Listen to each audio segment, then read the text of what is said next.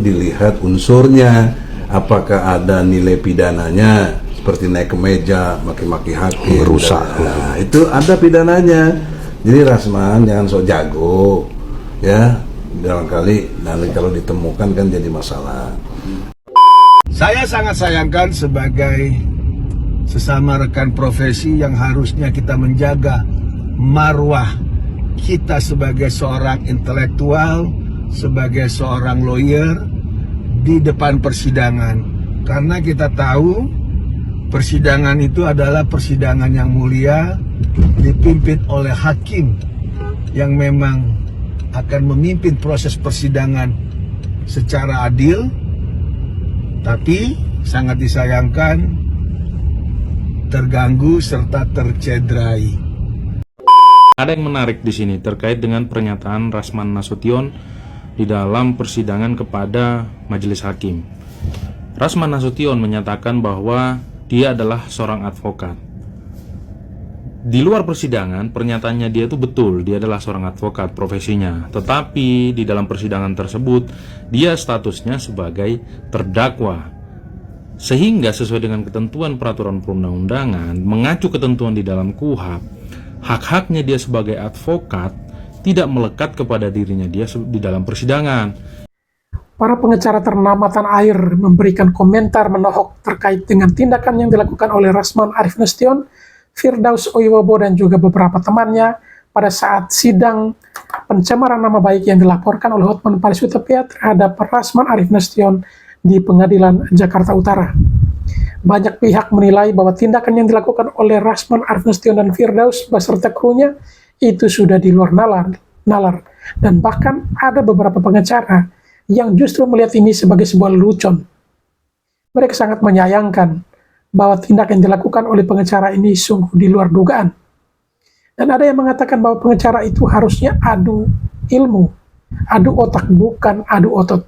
Hal ini memang ditunjukkan untuk Rasman yang selama ini sering berkuar-kuar dan seolah-olah ia orang paling kuat dalam sisi hukum di dunia ini. Dan di Indonesia, ia merasa bahwa dirinya yang paling hebat, paling pintar untuk membedah atau membahas soal hukum. Sehingga bahkan majelis hakim pun ia tidak lagi menghargai dan sudah mencoreng peradilan di Indonesia.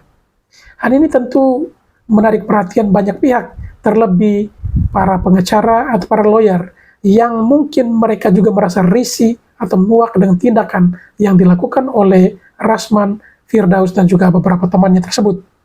Dalam video ini kita akan menyaksikan kembali bagaimana reaksi atau respon dari para lawyer terkemuka tanah air. Salah satunya datang dari Bung Egy Sujana dan juga beberapa pengacara lainnya. Seperti apa ungkapan kekesalan, kekecewaan, kritikan, atau opini mereka terhadap tindakan Rasman dan juga Firdaus tersebut? Mari kita ikuti video-videonya.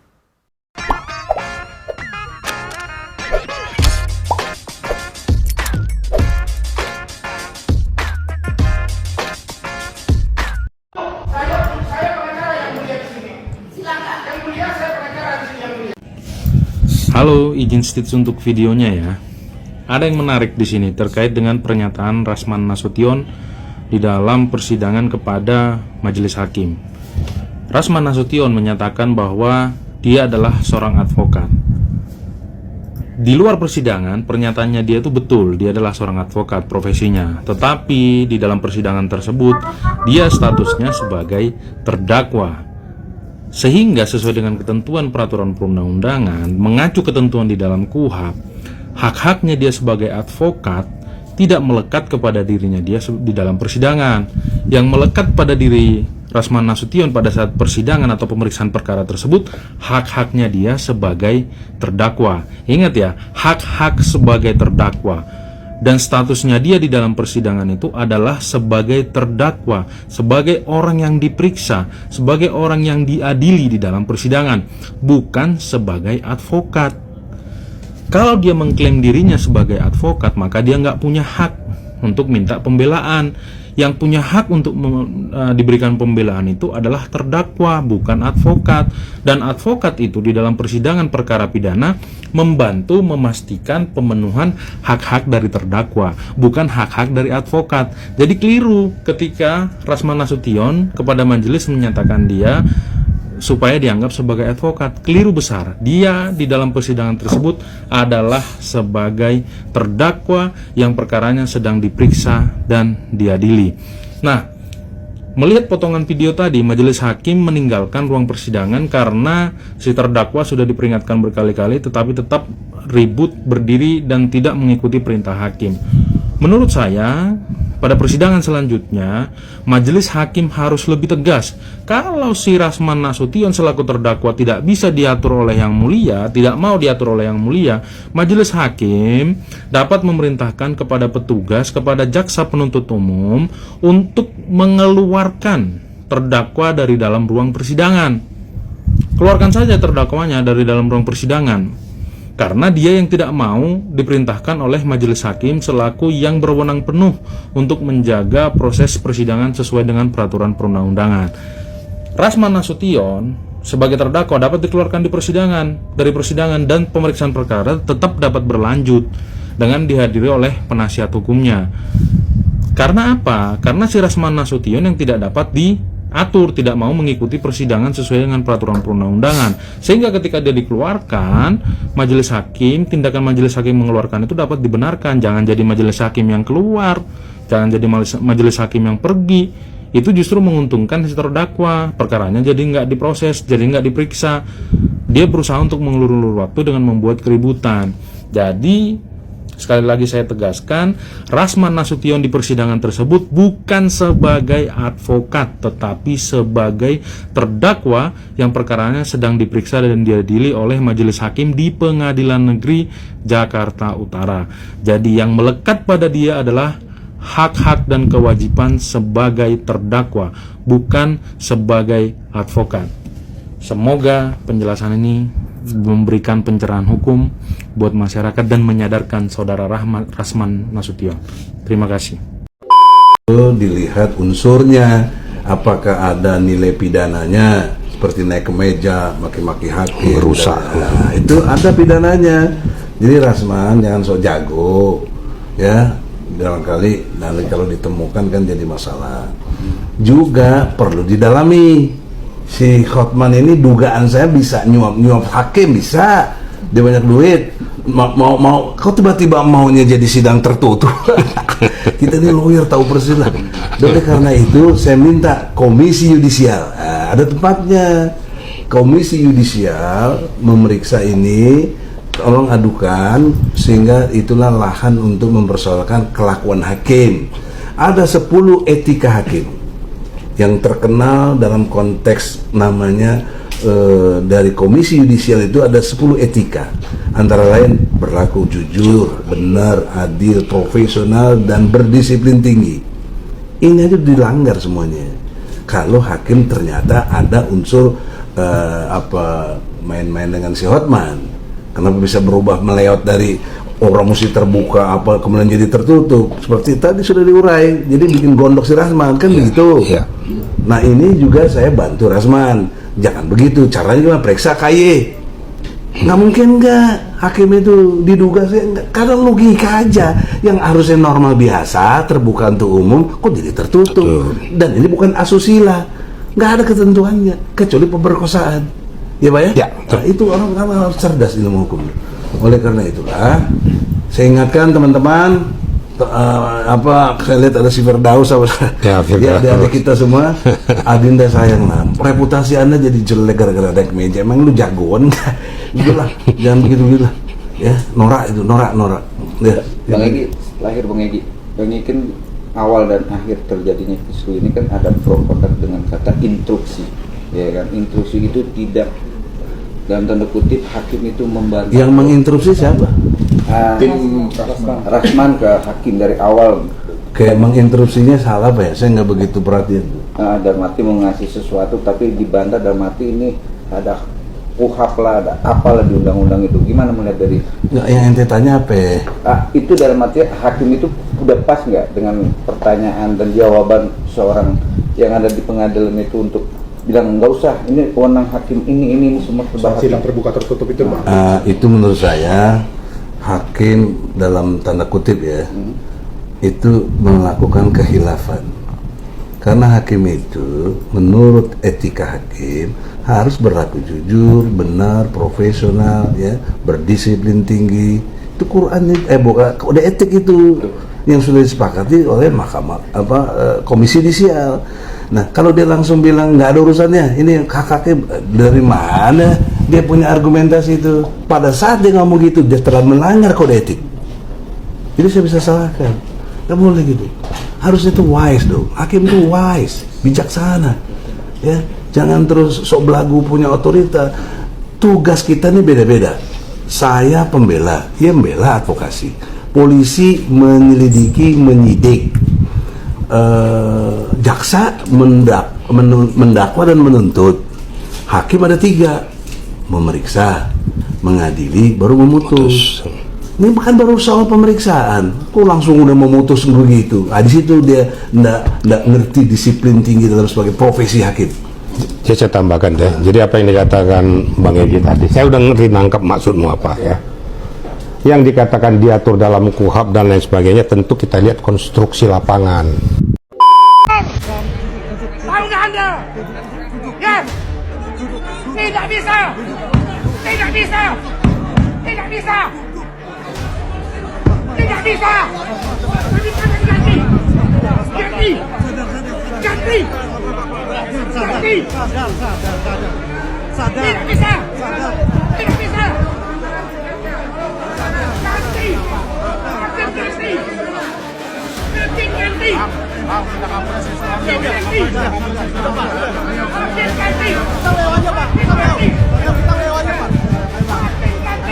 Hukum sudah mengatakan bahwa terbuka untuk umum. 1. Yang kedua, boleh live. Yang ketiga, chattingan itu dibuka. Makanya kita buka TV. Assalamualaikum warahmatullahi wabarakatuh. Saya Kapten Loyal Sujutomo dan rekan Mario berkaitan dengan video yang saat sekarang sedang viral. Saya sangat menyesalkan terkait dengan rekan-rekan seprofesi berkaitan tingkah laku yang tidak mencerminkan etika dan moralitas. Saya sebagai sahabat, sebagai rekan sesama profesi, saya berharap ayolah jangan menunjukkan hal-hal yang di luar nalar, di luar konteks, bahkan terkesan menunjukkan perilaku-perilaku yang mengedepankan arogansi yang tidak menunjukkan dengan etika maupun profesi kita sebagai insan yang berpendidikan. Saya berharap kepada rekan-rekan tanpa mengurangi rasa hormat kepada rekan-rekan senior maupun rekan-rekan yang berprofesi sebagai pengacara, ayolah sportif. Apabila ada hal-hal yang kurang berkenan, bisa kita melakukan sesuai dengan hierarkinya. Jadi mohon dengan sangat kepada rekan-rekan semuanya, semua para pihak, ayo kita dukung keadilan ini dengan keadilan yang sportif, dengan menunjukkan keilmuan kita. Apabila ada terkesan majelis hakim yang kurang menurut pendapat kita bisa mengajukan upaya, baik itu upaya secara tertulis maupun secara berjenjang. Saya berharap kepada rekan-rekan yang ada di sana, tolong hindari konflik, kurangi rasa egois, tunjukkan bahwa profesi kita adalah profesi yang terhormat, profesi yang mulia, yang mengedepankan keilmuan, mengedepankan sikap sportif, mengedepankan berkaitan dengan etika, attitude. Jadi saya berharap kepada rekan-rekan, ayolah jangan kita mempermalukan saling berdebat kusir sehingga akan merugikan khususnya profesi kita yang mulia ini. Itu saja barangkali. Salam hormat dari Kapten Loyal Budutomo dan rekan Mario. Mudah-mudahan hiruk pikuk ini bisa terselesaikan. Saya berharap juga kepada majelis hakim bisa memberikan keputusan yang memberikan rasa keadilan bagi semua pihak. Itu saja barangkali. Sukses selalu. Wassalamualaikum warahmatullahi wabarakatuh. Apalagi Rahman juga titelnya juga ada sebagai advokat ya, Bang, yang tahu aturan hukum ya. Iya, advokat dan dia juga dokter etika ya. Hei, Ibu, majelis, ya kau cuma S2, kau tidak ada doktornya. Jadi ya keilmuan kau masih di bawah Bang Rasman, ya keilmuan kau juga di bawah aku. Ya, jadi artinya jangan kau putar-putar balik fakta hukum ini. Jangan kau seenaknya ngeluarin penetapan, ya kan? Kemudian kau buat ini seolah-olah, ya kan? Bang Rasman itu sudah terdakwa yang harus dihukum berat. Kalau memang harus dihukum berat, besok kau keluarkan aja putusan. Apa susahnya? Tahu malu lah kau, ya majelis ya, kau tahu malu. Ya sudah dikomplain begitu. Ya kalau waras kau mundurkan diri. Ngapain kau? Ya kan berpolemik dengan sesuatu yang apa? Objekan ini, objekan buat kau ini. Hah? Ya ini ya Lecumanan yang ngomong, Lecumanan SA selaku advokat kuasa resmi dari Bang Rasman Arif Nasution.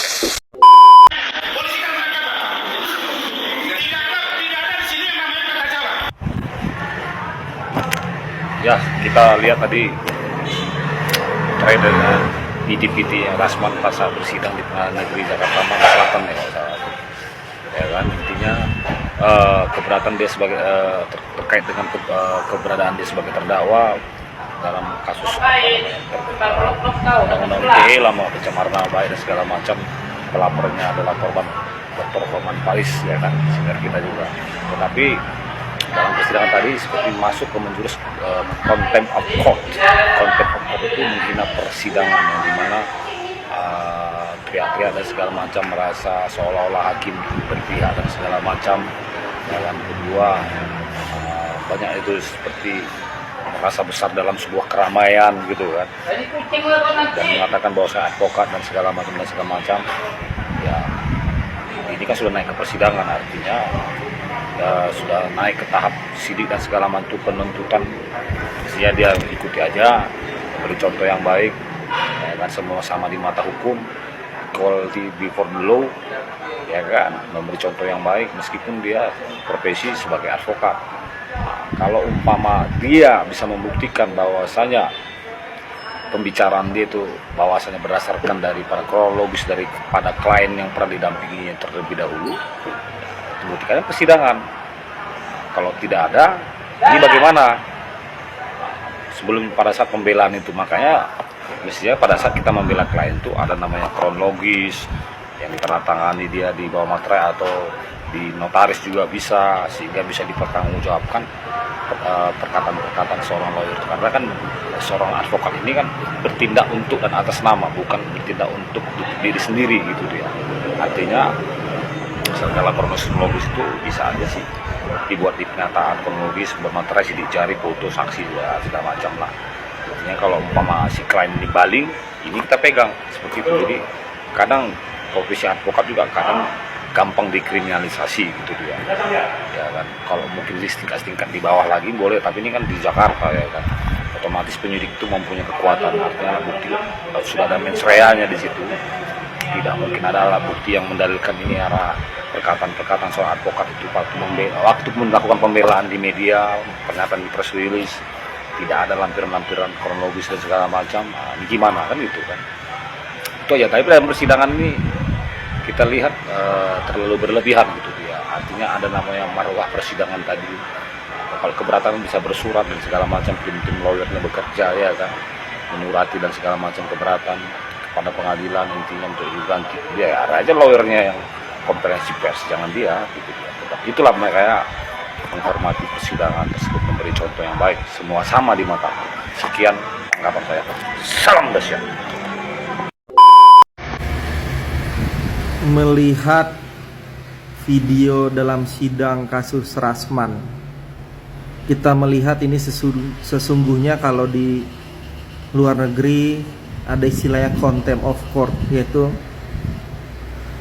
perbuatan yang rendah, mengurangi bahkan serendah-rendahnya wibawa peradilan. Bagaimana bisa seseorang yang dalam melakukan persidangan, yang dalam prosesnya terdakwa, bisa melakukan dugaan kekerasan atau dugaan penganiayaan atau dugaan perbuatan tercela dalam suatu persidangan.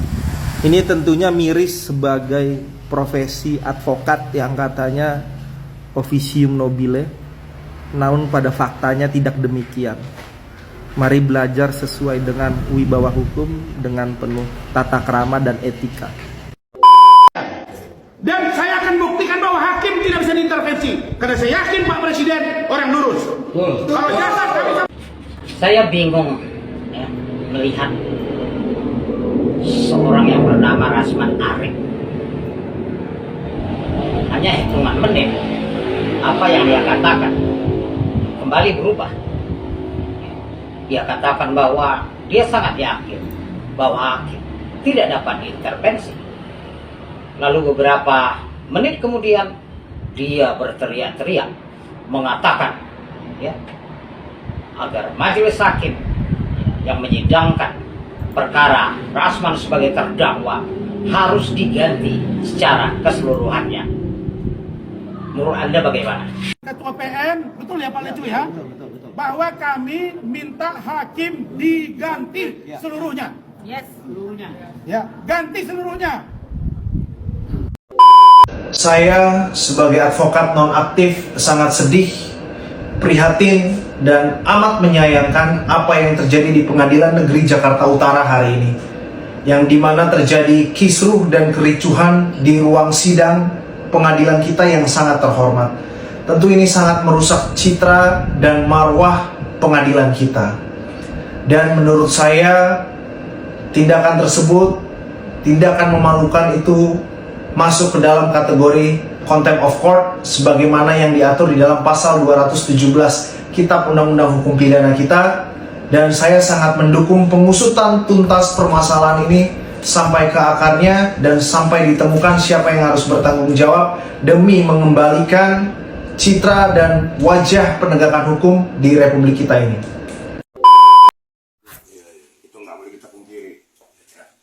Nah, dengan peristiwa yang tadi memang peristiwa yang sangat saya sesalkan.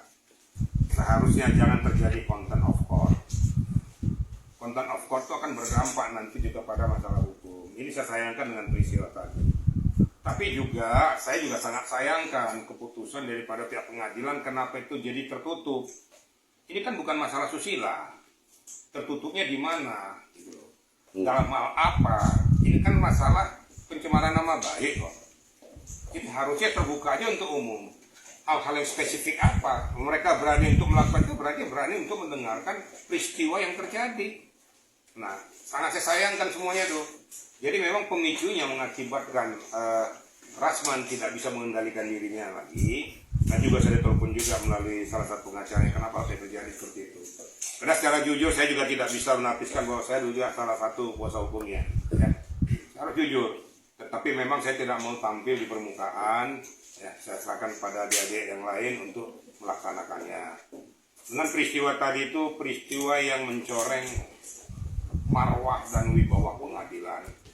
Perkara yang jadi masalah, apakah para penggawa hakim ini melihat situasi ini tidak pernah berpikir bahwa dampak yang akan dilakukannya ini akan berdampak pada situasional ini. Itu satu. Yang kedua, sebelum persidangan itu dilakukan, kenapa tidak disampaikan sebelum sidang dibuka? Sehingga untuk mencegah terjadinya peristiwa yang tidak mengenakan ini. Nah, akibatnya terjadilah hal-hal yang di luar dugaan kita yang mencoreng marwah wibawa daripada pengadilan. Yang saya katakan tadi, contempt of court tadi ya. Ada yang sampai naik ke meja lah, ada yang gebrak-gebrak meja lah, ada yang mau memukul si Hotman. Nah, tapi ya alhamdulillah Hotman saya lihat juga tetap tenang saya. Saya tidak berpihak kemana-mana ya, kalau hal yang lurus ya.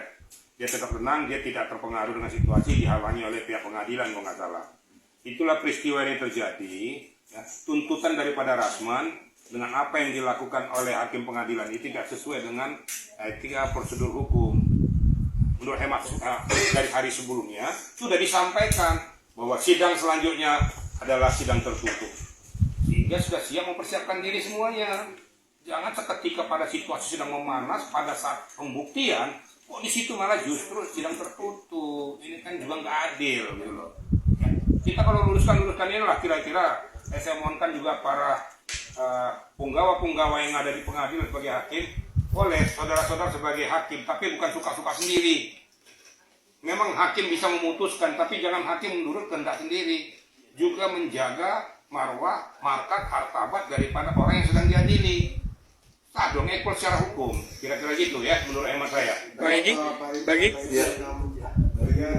nanti seperti apa? Itu masih nanya, maksudnya dia meminta Rasman minta hak diganti, mungkin gimana sih prosedurnya, apakah bisa atau tidak? Nah, masalah bisa atau tidak itu kan tergantung kepada pengadilan. Itu nggak bisa kita intervensi, ya.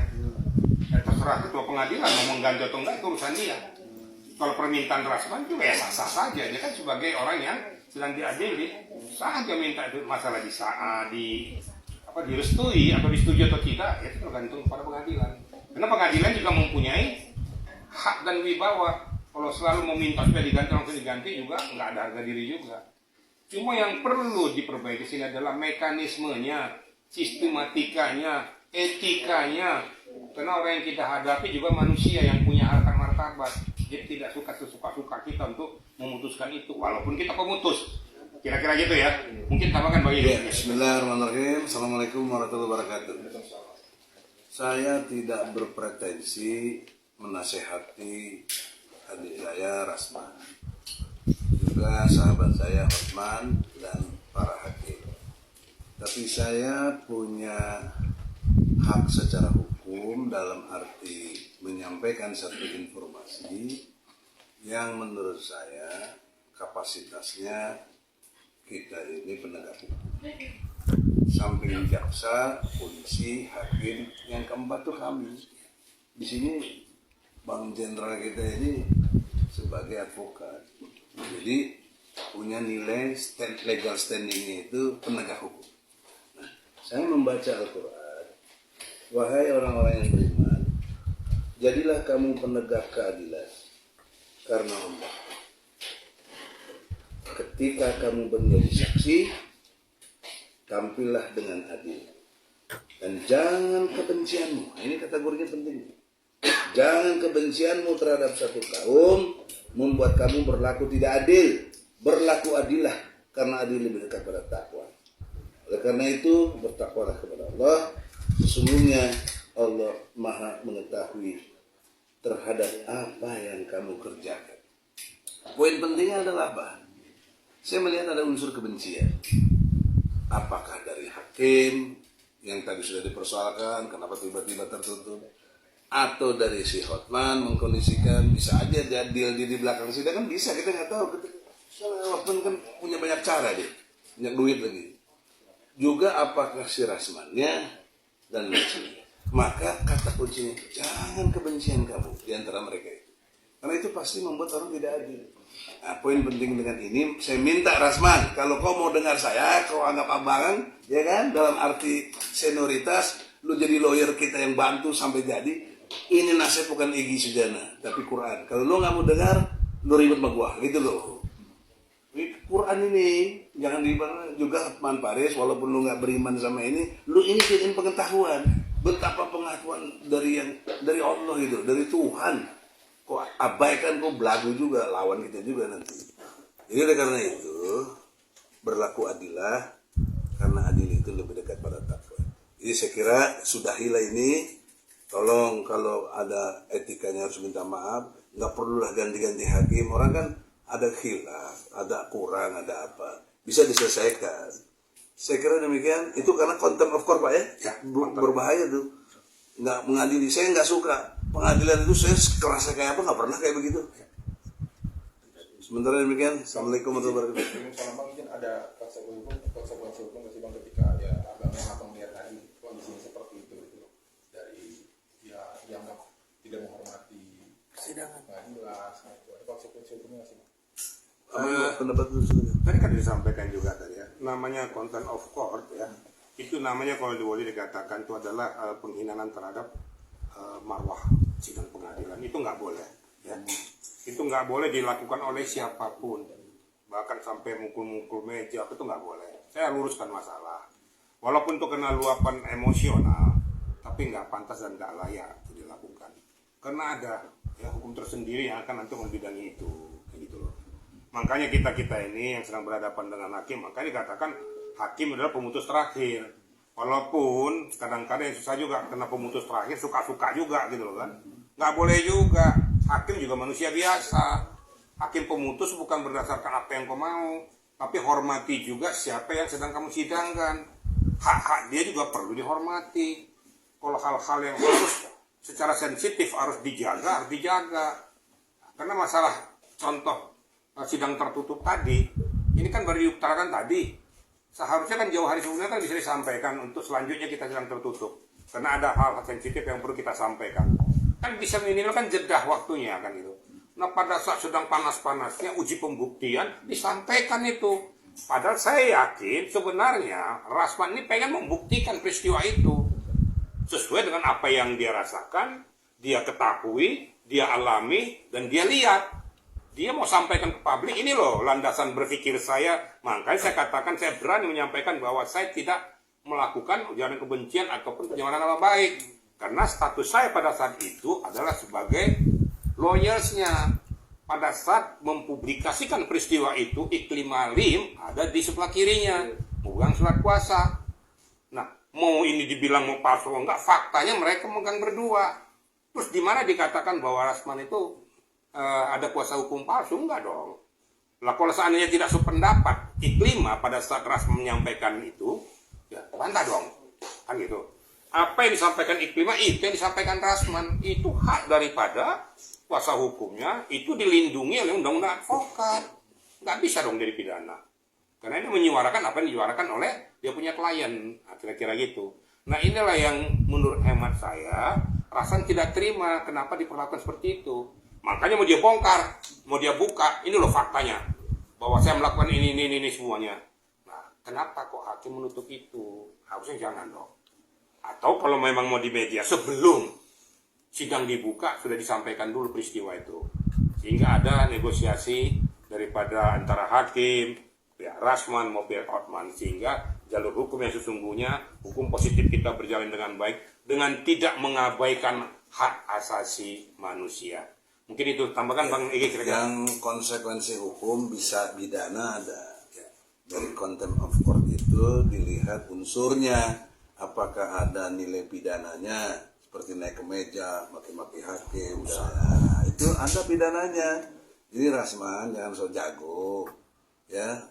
Barangkali kalau ditemukan kan jadi masalah. Juga perlu didalami.